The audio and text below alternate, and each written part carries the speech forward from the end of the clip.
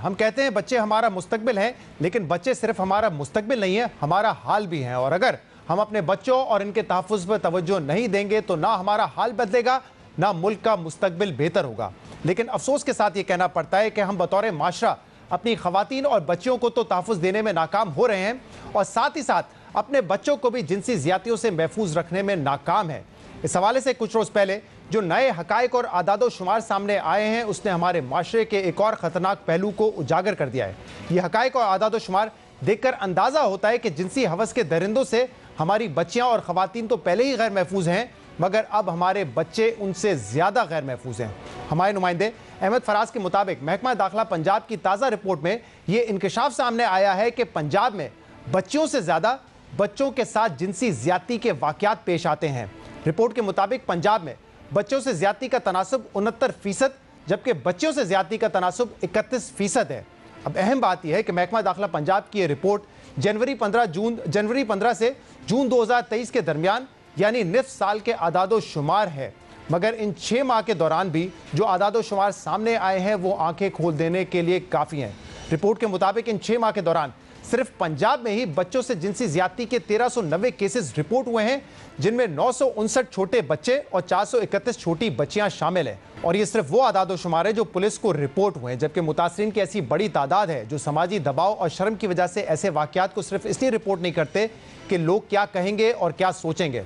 इस रिपोर्ट के मुताबिक लड़कों से ज़्यादती के केसेस में इजाफे की एक बड़ी वजह गुर्बत है, जिसकी वजह से लोग कम उम्र लड़कों को मजदूरी और मुलाजमत के लिए बाहर भेजने पर मजबूर हो जाते हैं। जबकि इसी रिपोर्ट में एक हैरानकुन बात यह भी सामने आई है कि बच्चों से जिनसी ज़्यादती करने वाले अक्सर अजनबी नहीं बल्कि उनके करीबी जान पहचान, रिश्तेदार और उसके आस पड़ोस में रहने वाले लोग हैं। रिपोर्ट के मुताबिक जिनसी ज़्यादती के 1390 केसेस में से 55% वाक़यात में किसी पड़ोसी ने बच्चों से ज़्यादती की, जबकि 13% वाक़यात में कोई रिश्तेदार इस जुर्म में मुलविस था और 32% केसेस में किसी अजनबी ने बच्चों के साथ ये जुर्म सरजद किया। जबकि खदशा ये है कि ये आदादो शुमार भी अंडर रिपोर्टेड हैं, क्योंकि जब कोई करीबी जानने वाला इस किस्म के फेल में मुलविस पाया जाता है तो अक्सर औकात पुलिस को रिपोर्ट करने के बजाय आपस में भी इन मामलात को सुलझा लिया जाता है। इसलिए असल आदादो शुमार जो इससे कहीं ज़्यादा हो सकते हैं वो दुरुस्त तौर पर सामने ही नहीं आते।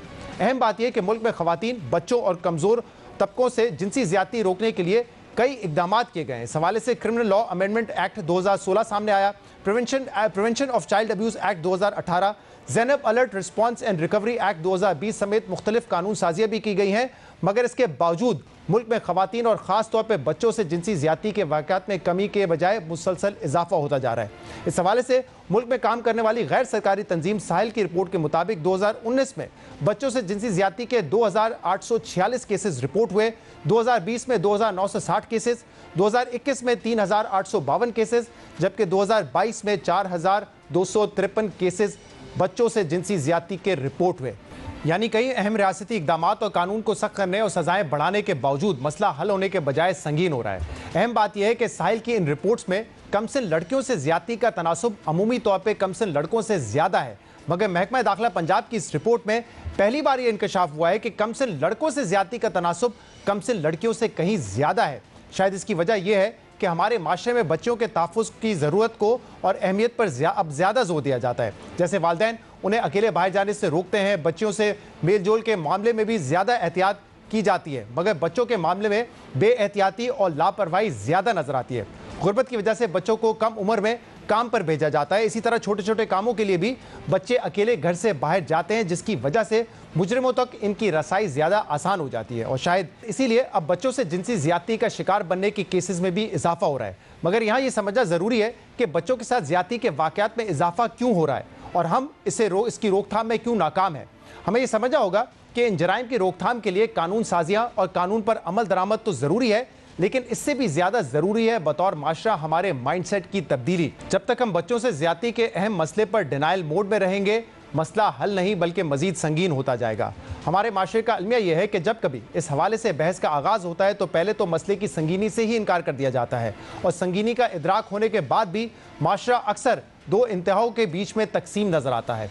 एक तबका इन वाक़यात की रोकथाम के लिए सिर्फ सज़ाओं को सख्त से सख्त करने का और मुजरिमों को लटकाने मारने की ज़रूरत पर जोर देता है, तो दूसरी तरफ इन मामलात को विक्टिम ब्लेमिंग, लिबास, बेहयाई और सोशल मीडिया की आज़ादी से जोड़ा जाता है, जिसकी वजह से असल मुद्दा कहीं पीछे रह जाता है।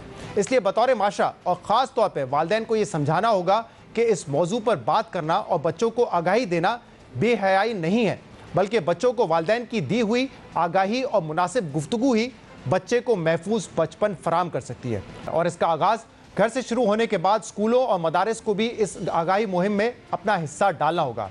कई तहकीकों और जायज़ों से ये बात हमारे सामने है कि अक्सर बच्चों से ज़्यादती करने वाले अफराद या तो उनके करीबी रिश्तेदार होते हैं या फिर करीबी मोहल्लेदार या उस्ताद या वो लोग हैं जिन्हें हम जानते हैं और उन पर एतमाद करते हैं। लेकिन हकीकत में इन्हीं में से ऐसे अफराद भी होते हैं जो अक्सर औकात माशरे का नासूर साबित होते हैं। इसलिए हमें समझना होगा कि अपने बच्चों के हवाले से किसी पर भी अंधा एतमाद नहीं किया जा सकता और ना ही किसी जगह को मुकम्मल तौर पर महफूज समझा जा सकता है। और क्योंकि वालिदैन का हर वक्त बच्चों पर नज़र रखना या हर जगह बच्चों के साथ रहना मुमकिन नहीं है, इसलिए ज़रूरी है कि लाइफ स्किल बेस्ड तालीम के ज़रिए बच्चों को आगाह किया जाए कि वो खुद अपना तहफ़्फ़ुज़ कैसे करेंगे। बच्चों को दोस्ताना माहौल में गुड और बैड टच के फ़र्क से आगाह किया जाए। बच्चों को बताया जाए कि एक शख्स चाहे वो जितना करीबी जानने वाला क्यों ना हो, उसे भी जिस्म के हर हिस्से को छूने की इजाज़त नहीं है। और सबसे अहम यह है कि अगर बच्चे इस किस्म की शिकायत करें तो डांट डपट के बजाय ऐसा ट्रस्ट बिल्ड किया जाए कि बच्चे डरने के बजाय खुलकर इस पर बात करें।